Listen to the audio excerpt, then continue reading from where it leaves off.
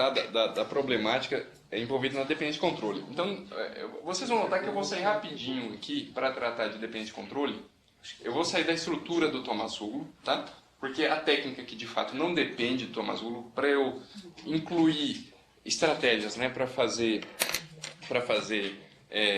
resolver o problema da dependência de controle, e em particular, né, para fazer estratégias dinâmicas para a dependência de controle, eu posso ter uma máquina VLW, tá? Isso não está associado a Tomasulo, ok? Tanto é que vocês, ao longo desses slides, aqui, vocês não vão ver nenhum Tomasulo, tá certo? Então, uma coisa é o Tomasulo, que faz escalonamento dinâmico. Outra coisa são um conjunto de técnicas que eu vou mostrar para vocês agora, para fazer previsão dinâmica do desvio. Tá? Previsão dinâmica do desvio. Tá certo? Então, antes de mais nada, a gente só precisa lidar com, relembrar a grande questão das dependências de controle, né? O problema com o controle, né, é que você precisa você precisa mudar o fluxo do programa, não é isso? E para fazer essa mudança de fluxo, né, você precisa calcular um endereço, né, para onde você vai desviar e saber se você tem ou não que desviar de fato. Né? Então são duas execuções que você precisa realizar. Ok? E enquanto você está lidando, você enquanto instrução, né, a instrução está lidando com essas execuções aqui, né, numa máquina pipeline, eu tenho outras instruções entrando, né, sobre esse código, né, sobre esse processador. Então, isso dificulta bastante, né? Por outro lado, nós vimos estratégias estáticas que elas envolviam tanto eu ter um recurso em hardware, né, para ele sempre tomar uma decisão, né, ele sempre toma uma decisão, e temos também estratégias estáticas em software. Na verdade, toda vez que eu me refiro à resolução em software dos conflitos, a gente está se referindo sempre a técnicas estáticas. Né? Então, o que acontece? Lá, quando eu falava, vamos tentar resolver isso daqui por software. Então, a gente tinha que olhar o tempo, o atraso que acontecia, né, para a instrução de desvio, de fato, tomar a decisão. Né? Então, o último ponto de execução da instrução de desvio é onde ela toma a decisão. Né? Então, eu tinha que ficar me baseando nisso. Onde é que ela toma? Ela toma a decisão lá no quarto ciclo. Né? Uma vez que ela entra no pipeline, ela toma a decisão lá no quarto ciclo. Okay? Então, significa que se eu estiver numa máquina aqui que busca instruções ciclo a ciclo, tá certo? Se eu quero resolver isso por software, eu tenho um atraso de 4 ciclos. Eu tenho um delay slot de 4. Né? Um delay slot de 4. Ok? Em outras palavras, se eu vou resolver isso por software, ou eu tenho que criar 4 NOPs, ou, de uma maneira um pouco mais inteligente, encontrar 4 instruções para colocar ali atrás. 4 instruções válidas, que aí vocês lembram bem que são instruções que sempre vão ser executadas, tem esses requisitos, né? Sempre vão ser executadas independente do caminho que eu alcance esse desvio, né? E não gera qualquer dependência para o desvio. Ok? Bom, aí alguém fala, poxa, professor, mas os códigos são grandes, né? Então encontrar 4 instruções assim por desvio talvez não seja tão ruim. O problema é que você não pode olhar para todo o código, né? Porque você não sabe se aquelas 4 instruções lá embaixo, que parecem ser ideais, né? Se elas vão ser executadas, né? Às vezes você não consegue ter veridicamente, em tempo de compilação, né? essa certeza de que aquelas 4 instruções que você encontrar lá embaixo ou lá em cima no código vão ser executadas toda vez que você passar pelo desvio. Porque esse é o critério primordial. Né? Toda vez que eu passar pelo desvio, as instruções que eu colocar no delay slot têm que ser executadas. Né? Elas já eram executadas antes e elas vão passar a ser agora se eu mudá-las para o slot, né? Para o delay slot. Ok? Você não tem essa certeza. Aonde é que você tem essa certeza? Você tem essa certeza se você olhar dentro do bloco básico. É só dentro do bloco básico que você tem essa certeza. Porque o bloco básico consiste numa estrutura, num conjunto de instruções, onde o fluxo de execução do código sempre começa pela primeira e termina pela última. Então eu tenho aqui um conjuntinho de instruções, né? um grupinho de instruções, tá certo? Se isso forma um bloco básico, está garantido pelo conceito que o fluxo de execução do programa sempre começa pela primeira e termina pela última. Independente de haver um laço dentro. Dependendo do que existir. Tá? Se eu rodar um compilador, eu passo um código para ele, né? Num compilador ele fala assim, me retorne os trechos que correspondem a bloco básico. Se ele quiser esse trechinho que é um bloco básico, de olho fechado você já sabe que isso vai acontecer. O fluxo, independente de onde o código esteja, se ele entrar naquele bloco básico, ele sempre entra pela primeira e sai pela última. ele não entra pelo meio e também não sai pelo meio, né? Ou por qualquer outro ponto. Ok? Então a definição de bloco básico é um conjunto de instruções do código em que o fluxo de execução sempre inicia pela primeira e termina pela última. Ok?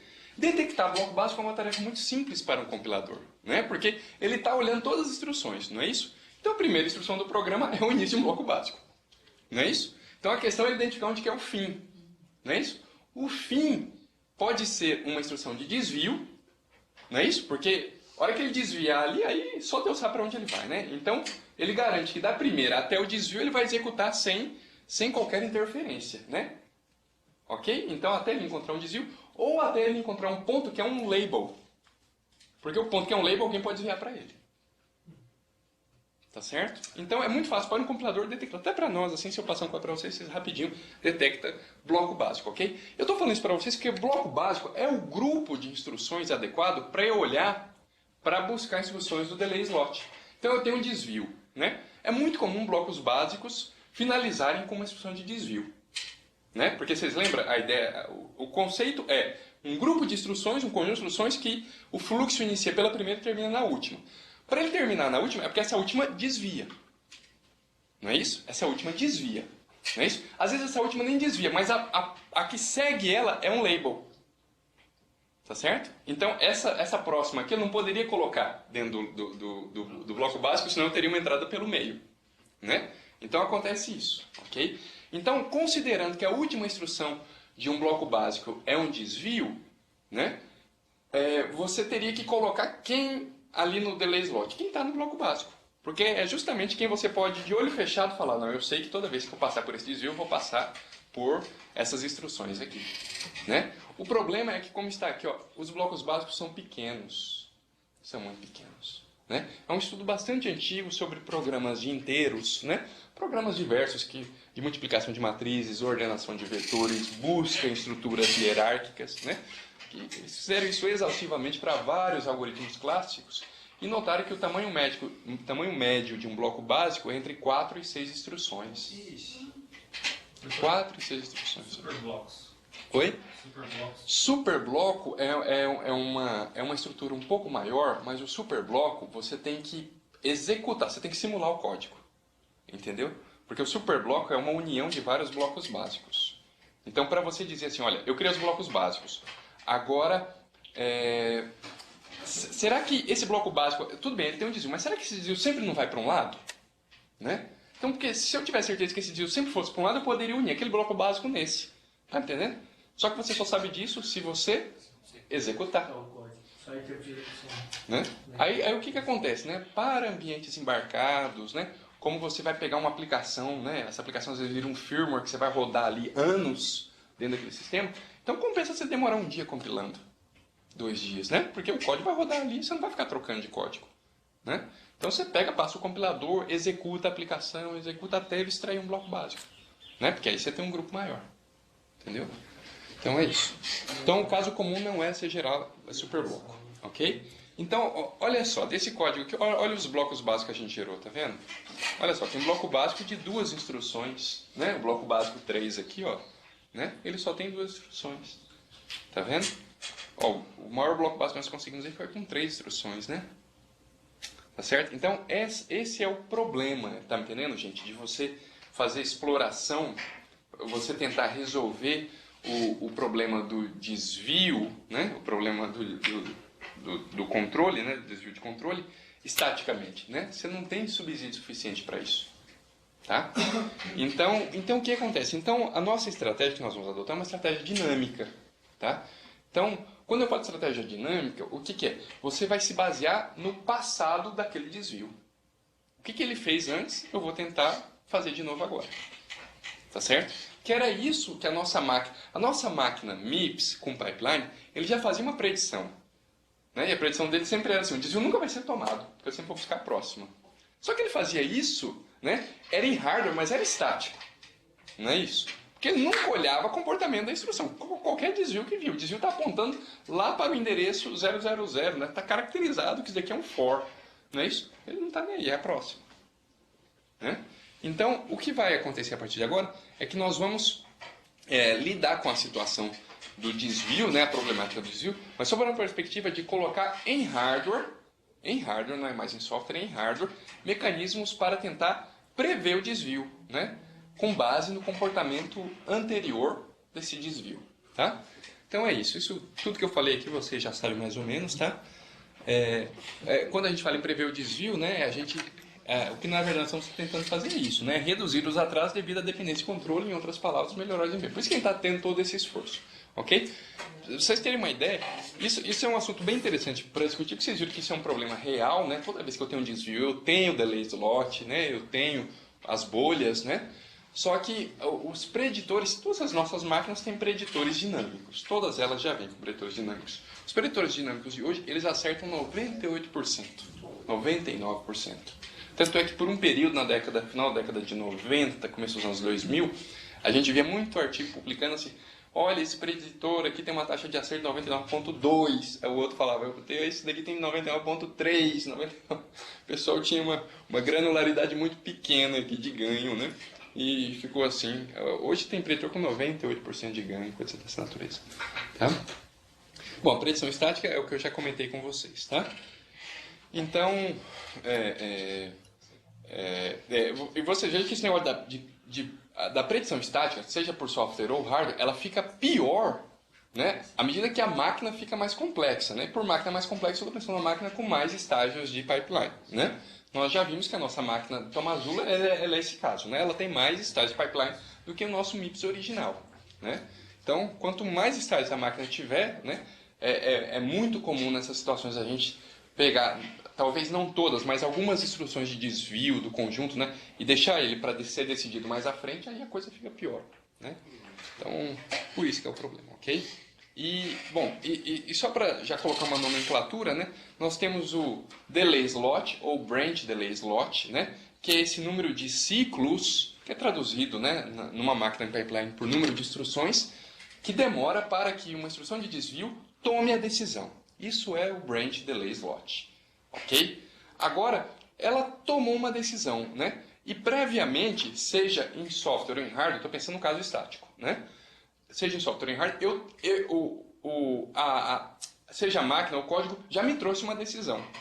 Não é isso? Já me trouxe uma decisão, ok? Olha, executa essa instrução aqui, né? No caso do nosso MIPS com pipeline, sempre fala, busca, né, a próxima, ok? Então, se o desvio de fato é tomado, eu errei, né? Houve um erro aqui. Então, o que acontece? Eu vou ter uma penalidade, não é isso? Para consertar isso daqui, não é isso? Então, essa penalidade é chamada de branch penalty, né? Então, eu tenho o branch delay slot e o branch penalty, né? O branch penalty pode ser maior que o branch delay slot, né? Porque eu tenho que consertar o endereço, né? E às vezes esperar entrar mais uma instrução para buscar a próxima correta, ok? Então, é isso que acontece, ok? Bom, então aqui tá uma questão, né? Num laço como esse aqui, ó, na predição estática, considerando que a predição é não tomada, né? É muito comum essa nomenclatura que a gente usar, ó, NT, né, para o desvio que não é tomado, tá certo? E T para o desvio tomado, tá certo? Então estou considerando que é uma predição estática, né, não tomada, ok? Para um laço como esse aqui, você vê que ele vai acertar uma, não é isso? Ele vai acertar uma, que é só a última, né? De 100, né? Ok? De 100. Ok? Então, ele tem uma taxa de acerto aqui de 1%. Quer dizer, na verdade, né? Para esse laço aqui em particular, né? Ele teve isso daqui. Então, é muito ruim, né? Para o caso comum, porque o caso comum justamente são os laços, né? É isso daqui que realmente determina o tempo de execução do programa. Ok? Então, quando nós falamos da predição dinâmica, então, o que eu quero que vocês inicialmente já tenham uma noção, né? Quando eu falo de predição dinâmica, eu estou me referindo a mecanismos em hardware, não mais em software, em hardware, ok? Que ele vai olhar o passado do desvio. Então, nós vamos ter que montar uma estrutura em hardware para que quando eu buscar um desvio, tá certo? Eu posso olhar e falar assim, esse desvio aqui, da última vez que ele passou por aqui, ele fez essa decisão, então eu vou fazer essa também. Tá certo? Então, as duas últimas vezes que ele passou por aqui, ele tomou essa decisão. Então, eu vou tomar também. Tá? Então, é assim que funciona, pelo menos essa abordagem inicial nossa, né? É uma abordagem baseada em máquina de estados, né? De predição dinâmica de desvio. Então, baseia-se no comportamento anterior ou comportamento prévio da instrução de desvio, né? Obviamente dessa instrução no programa, ok? E para isso ele vai usar uma tabela, né? Ou um buffer chamado BPB, Branch Prediction Buffer, né? Que basicamente vai ter o resultado, muita atenção, vai ter o resultado da comparação. Esse resultado vai ser assim, ó, sim, desvia, não desvia. Ok? É isso que vai ter lá. Tudo bem? É isso que vai. É das anteriores. Considerando o anterior. Considerando o anterior. Considerando o anterior. Ok? Então, Ele vai ter isso para cada salto. na verdade, ele não vai... Possivelmente ele não vai ter isso para cada salto, porque isso é uma tabela física, né? Então ela é limitada. Então, se o seu código for muito extenso, né? Tiver muitos desvios, né? Então, você vai ter inconsistência aqui. Você vai ter um desvio usando o lugar do outro. Tá? Ok? Então, isso daqui é particularmente bem interessante, né? Esse é o caso comum, na verdade, né? Que leva mais ciclos para determinar a condição de desvio do que o endereço, né? Ah, mas pode haver um caso... Isso pode. Há muitos processadores que o endereço de desvio, né, é a soma de uma posição de memória mais a leitura de um registrador. Então, na verdade, você calcular o endereço já toma um monte de ciclos, né? Na nossa máquina MIPS em particular, não sei se vocês lembram o caso, né? Os endereços, eles são obtidos, né, diretamente de imediato, né? Eu tenho imediato na forma de palavras, né? Eu só preciso, na verdade, alinhar isso em bytes e somar com o PC. Vocês lembram disso? Né? No caso do desvio condicional. Né? Então é muito rápido, né? No nosso caso particular da máquina MIPS, calcular o endereço. Eu posso fazer esse cálculo do endereço até sem saber a instrução. Né?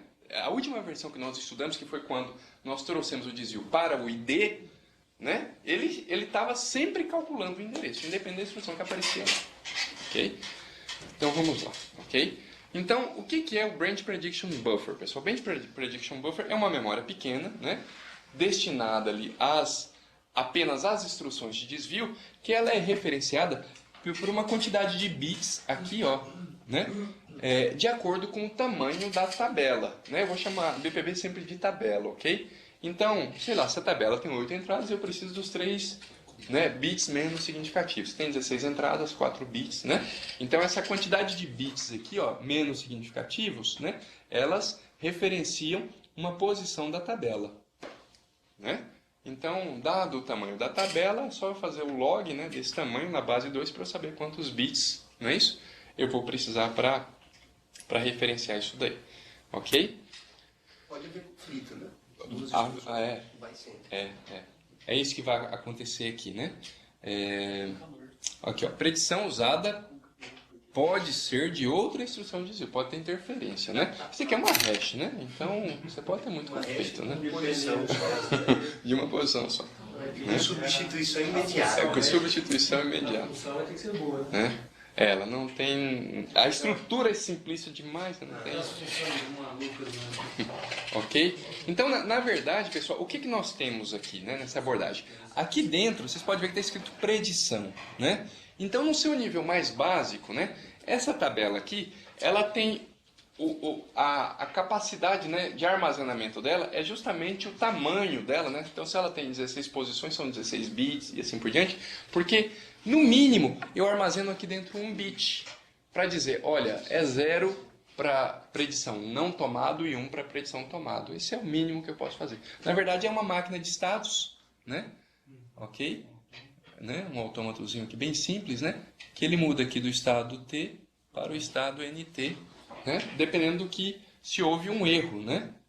Ok? Então ele reforça aqui, olha, o estado, se ele acertou, não é isso? Ou ele muda para o outro estado, se ele errou. Né? Então, na verdade, a Branch Prediction Buffer, né? Ou a Branch Prediction Table, ela na verdade ela armazena, né, um dado referente a um estado de uma máquina de estados. Né? É isso que acontece. Ok? Vamos ver aqui a ideia, né? Então, nós chamamos isso de predição de N bits. Tá? Então, na verdade, eu posso mexer na estrutura dessa máquina e deixá-la mais resistente à mudança. Vocês vão ver alguns casos aqui, né? O que acontece? Nesse princípio de máquina de estados, Se ela errou, ela já muda. E às vezes errar e mudar não é uma boa estratégia. Né? Porque você imagina se eu tenho um laço seguido de outro laço aqui. Ó. Né? Então, imagine que a predição desse desvio aqui seja não tomado. Né? Ou melhor dizendo, eu tenho esse laço e eu tenho alguma outra coisa que volta para esse laço de novo aqui. Então, o que acontece? Né? Se a predição é não tomado, na hora que ele chegar no laço aqui, ele vai dizer não tomado e o laço foi de fato tomado. Então, ele errou, ele muda. Né? Ele muda para tomado. Daqui para frente, ele vai acertar. Né? Ele vai acertar sempre, porque, né, considerando aqui que isso é um laço, né? Ok? No último caso, ele vai errar. Né? Porque o laço tem que sair daqui, ele vai dizer tomado e o desvio foi de fato não tomado. Ok? Quanto menor o número de estados dessa máquina de estados, mais suscetível ele vai ser para mudar o estado e mudar a predição. Né? Se eu aumentar o número de máquinas de estados assim, ele não muda o estado tão facilmente. Né? Ele errou uma vez, mas ele continua lá insistindo que vai ser tomado. Né? Algumas vezes... Exatamente, exatamente, ele sair totalmente disso. Né? Ele troca, aí ele faz o contrário. Então é isso, né? Então uma predição. Isso daqui é um caso bem simples, né? Depois a gente vai para um outro caso bem interessante aí que considera predição por correlação. Mas a predição tem duas características aqui importantes que eu quero chamar a atenção de vocês, né? É uma predição baseada em estados. Na verdade, já dizendo de antemão, todo o conceito de predição de desvios, independente da técnica, ele é sempre baseado em estados, tá? Ele é sempre baseado em estados. O que acontece é que a predição de um bit, né, ela considera sempre o comportamento daquele desvio. Né? Então, eu sou o desvio número 1, ele é o número 2, ele é o número 3. Né? Pensando aqui numa situação em que não há conflito, né? Então, sempre eu vou olhar o meu comportamento. Né? O meu comportamento. Quanto mais estados eu tiver, eu vou olhar o meu comportamento, tá certo? Em relação a minhas situações anteriores. Mas eu nunca olho o comportamento dele. Certo? Eu não olho o comportamento de outros desvios. Eu olho sempre o comportamento, né, do próprio desvio ali que está usando o recurso. Tá? Então, é uma predição bastante simples. Né? Nós vamos só ratificar aqui um pouquinho mais essa coisa da predição de um bit. Né? A predição de um bit é uma especialização da predição de n bits. Né? Então, a ideia básica é o seguinte. Quando eu executar aqui é quando eu, né, inicio a execução. Eu estou trazendo a instrução da memória, né? Esse Branch Prediction Buffer aqui, ele pode inclusive estar nos estágios iniciais, inclusive no próprio IF, dependendo da máquina, tá? No próprio primeiro estágio lá, porque eu já tenho o endereço do PC ali mesmo, né? Eu já verifico se isso vai referenciar. Então, eu consulto a predição no Branch Prediction Buffer, né? Por consultar a predição, vocês entendam, né? Eu vou, dado o endereço da instrução, o endereço da instrução está no PC, né? Então, eu vou pegar o PC, tá certo? Vou pegar os bits menos significativos e vou bater lá na Branch Prediction Buffer, né? Então, consulto a predição, né, no Branch Prediction Buffer, né? Se na última vez que executou esse desvio, né, se o desvio não foi tomado, é bit 0, se o desvio tomado, é bit 1. Então, ele está dizendo aqui o que tem que fazer. Tem que desviar. Tá me entendendo? Tem que desviar. Ok? Então, o que essa predição já nos diz, pessoal? Essa predição, ela é um sinal de controle que vai já habilitar os demais recursos do processador para processar o endereço, né, como já se fosse para desviar, se esse é o caso da predição. Ok? Então, o resultado dessa predição aqui, ó, ele vai para onde? Ele vai lá para aqueles muxes, né, que deixa passar entre o PC e o endereço de desvio. Ele vai para lá. Tá me entendendo? Ele vai para lá. Ok? Porque ele vai forçar a próxima instrução, sem atraso, ele força a próxima instrução já ser o alvo, né, do desvio, se o desvio for tomado. Ok? E, obviamente, eu estou considerando aqui que eu consigo calcular o endereço também em um ciclo. Né? Porque não adianta nada. Quer dizer, adianta pouco. Eu decidi rapidamente, né, fiz a previsão rápida, né, rapidinho aqui, eu já tenho a previsão, só que eu não tenho o endereço pronto ainda. Então, eu tenho que esperar mais um pouco. Né? Então, a ideia aqui é que o cálculo do endereço mais a previsão seja feita no primeiro ciclo. Né? E, com isso, eu consigo ir para frente. Tá? Então, eu já fiz a previsão, né? Ou predição. Fiz a predição, então ele já tomou a decisão e já está buscando a instrução subsequente com base nessa predição. Tá? O que está acontecendo com esse desvio? Ele continua a execução. Né? Continua a execução usando a predição. O que quer dizer isso? Né? A próxima instrução é o alvo, né, do desvio, se for o desvio tomado, ou a próxima, se for desvio não tomado. Bom, ele vai continuar a execução do desvio, e em algum momento ele vai resolver. Porque isso ficou faltando, né? Ele de fato resolveu. Quando resolve, se a predição está correta, perfeito, né? Ele continua. Se a predição está errada, aí ele tem que inverter o bit, né? E aí ele tem que desfazer, né? Esse desfazer aqui, né, é justamente o branch penalty, né? É a penalidade do desvio, né? Ok?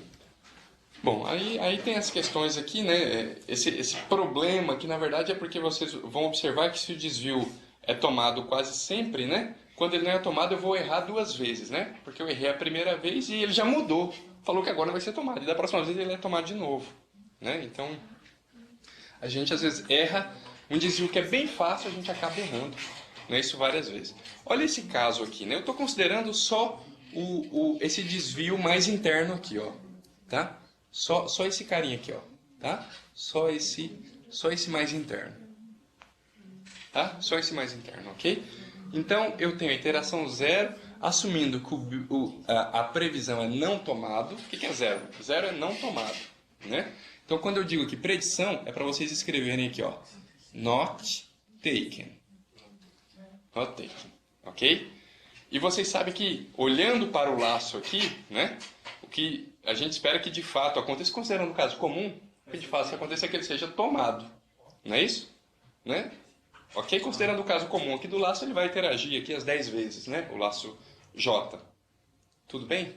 Ok? Então, o ocorrido vai ser tomado. Ok? O que vai acontecer? Como ele errou, tá vendo? Ó, erro de predição, ok? Ele errou, tá certo? Aqui no próximo ele já vai mudar para 1. Tudo bem? E aí agora ele vai considerar sempre tomado. Então a predição aqui é tomado, né? Ele vai considerar tomado, né? Aqui ele não vai errar mais, né? Aí lá no final ele vai errar duas vezes, né? Porque ele sai de um laço, né? Ele vai dizer não tomado, ele vai dizer não tomado para o outro também, para o outro, né?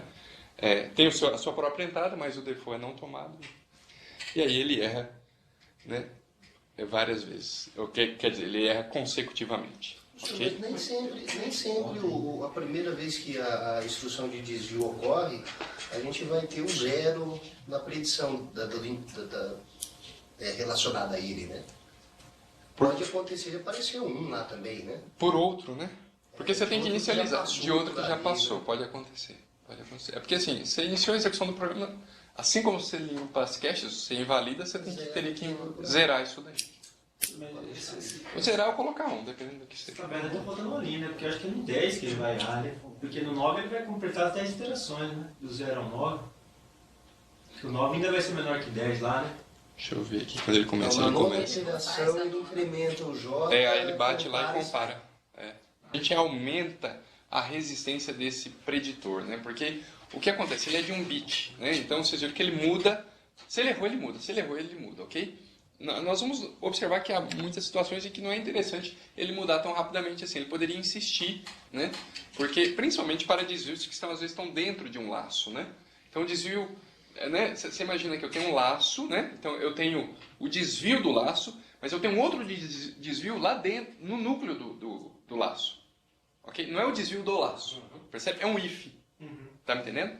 Então, esse cara aqui vai ser executado muitas vezes, né? E, às vezes, ele pode...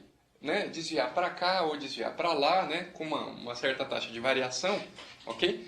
Então pode ser que não seja interessante, porque se ele ficar mudando toda hora, às vezes toda hora ele vai errar, né? Se for equilibrado essa mudança, percebe? Imagine um laço que eu tenho lá dentro do laço um if. Não é o if caracterizou um desvio, não é o desvio do laço, é outro, ok? E que ele tem uma taxa de variação de decisão aqui de 50%, ok? Se ele errar primeiro, ele vai errar todas. Para a predição de um bit, né? Porque ele sempre vai atrás. Ok? Então não é muito interessante. Pode ser interessante para um preditor, né?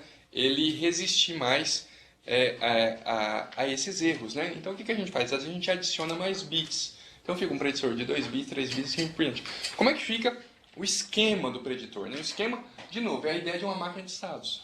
Então vocês vejam, né? Para o preditor de 1 bit, eu só tenho apenas 2 estados, né? Para um preditor de 2 bits, eu já tenho 4 estados, né? Então vocês vejam, né? Ele começa, por exemplo, ele poderia começar nesse estado aqui, o estado 00. Então ele está dizendo, não vou tomar o desvio. Se ele errar Percebe? Ó, eu errei. Eu vou para eu mudo o estado, mas não mudo a predição.